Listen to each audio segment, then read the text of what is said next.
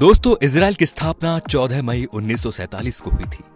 लंबे समय के संघर्ष के बाद यहूदी को ब्रिटेन से आजादी मिली थी और नए सौराष्ट्र की स्थापना हुई और इसे इजराइल नाम दिया गया। ये दुनिया का एकमात्र यहूदी देश है। इस देश की सबसे खास बात यह भी है कि पूरी दुनिया में अगर किसी यहूदी बच्चे का जन्म होता है तो उस बच्चे को इजराइल की नागरिकता मिल जाती है और वो जब चाहे तब इजराइल में रह सकता है। इजराइल की राष्ट्रभाषा हिब्रू है। लोगों को इस भाषा को बोलते शर्म आती है। यह दुनिया का एकमात्र यहूदी देश है, परंतु इस भाषा का अंत मध्यकाल में हो गया था। इस भाषा को सीखने वाला भी अब कोई नहीं बचा। और जब इजराइल की स्थापना हुई दोस्तों, तो इस देश के यहूदियों ने इस भाषा को पुनर्जीवित कर दिया था और उसको वहां की आधिकारिक भाषा भी बना दिया। 2000 के आंकड़ों के अनुसार यहाँ की जनसंख्या 92 लाख के आसपास है। देखा जाए तो ये दिल्ली और मुंबई से बहुत कम है। क्षेत्रफल में केरल से भी छोटा है। इजराइल एकमात्र ऐसा देश है जहां प्रत्येक नागरिक को मिलिट्री ट्रेनिंग लेना बहुत जरूरी है, फिर वो राष्ट्रपति का बेटा ही क्यों ना हो।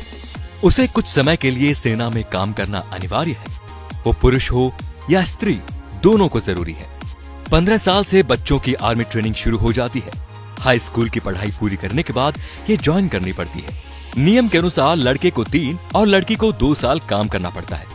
इजराइल लोकतांत्रिक देश है, फिर भी वहां भारत और ब्रिटेन की तरह लिखित संविधान नहीं है।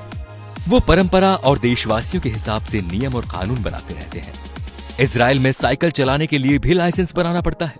ये दुनिया के 9 देशों में से एक है जिनके पास परमाणु और सैटेलाइट सिस्टम है।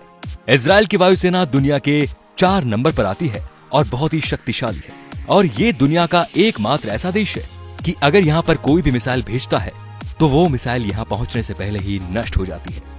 विज्ञान के मामले में भी ये सबसे आगे है। मोटोरोला ने अपना पहला मोबाइल फोन इजराइल में ही बनाया था। माइक्रोसॉफ्ट के लिए पहला पेटीएम जीपैड यहीं बनाया गया था। वॉइसमेल भी यहीं विकसित की गई। वैज्ञानिक अल्बर्ट आइंस्टाइन भी यहूदी थे। उनको इजराइल का राष्ट्रपति बनने का ऑफर भी दिया गया था, लेकिन उन्होंने मना कर दिया कि वो राजनीति के लिए नहीं बने। फेसबुक के संस्थापक भी यहूदी हैं। आजादी के समय ना यहाँ खेती की जाती थी और ना ही पानी का स्रोत था। फिर टेक्नोलॉजी के चलते चलते आज के समय में 99 खाद्य पदार्थ खुद पैदा करता है। इसके अलावा समुद्र के पानी को पीने और दूसरे काम में प्रयोग भी करता है। यहाँ पर 40 बुक स्टोर है क्योंकि यहाँ सरकार किताबें पुख्ता करवाती है। यहाँ पर 137 बीच है। यहाँ का समुद्र तल सिर्फ 273 सेंटीमीटर लंबा है। यहाँ की एजेंसी मुसाद दुनिया की सबसे ज्यादा खतरनाक है, जो 6 डे वॉर के नाम से जानी जाती है। दोस्तों, इजराइल भारत को अपना सच्चा दोस्त मानता है।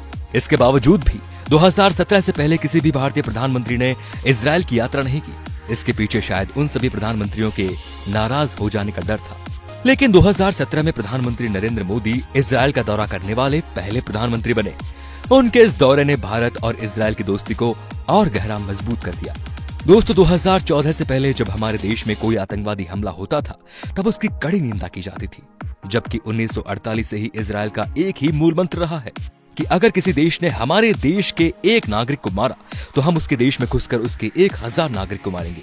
और फिर उन्होंने ये करके भी बताया। तो दोस्तों, इजराइल से सिर्फ 1 साल पहले हमारा देश आजाद हुआ था, लेकिन विकास के मामले में आज हम कहाँ हैं और इजराइल कहाँ है, ये सब आपको पता है। तो आप सभी को भी इजरायली नागरिकों से यही सीख लेनी चाहिए और अपने देश की तरक्की में पूरा योगदान करना चाहिए। धन्यवाद।